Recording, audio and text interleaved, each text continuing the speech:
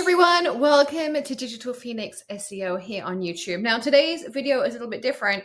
I want you to solve a problem for you. So I don't know, maybe it was just me, but I was setting up my new ClickFunnels, and so I thought I would just share this with you because it's something that's taken me forever to figure out this afternoon, and I couldn't find any help articles anywhere. Okay, I even contacted Namecheap and they couldn't help me.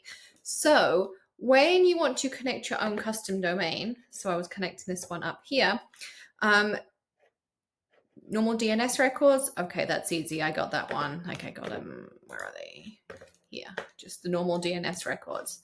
But then they tell you to connect these mail ones. So don't worry, this I was just testing to make sure my theory really worked. This one will come back in a second.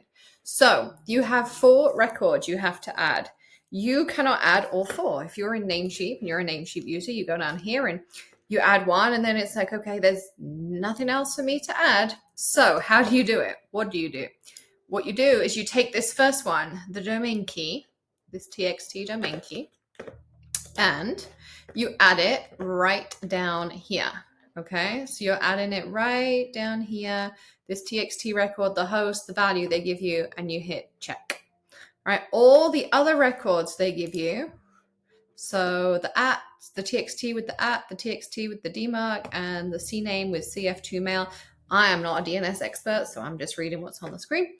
You go and you add those up here in your regular txt, like in your host records. So you add all of those up here. So the dmarc1 is there, my mailer is there, and I think this one might be in there somewhere.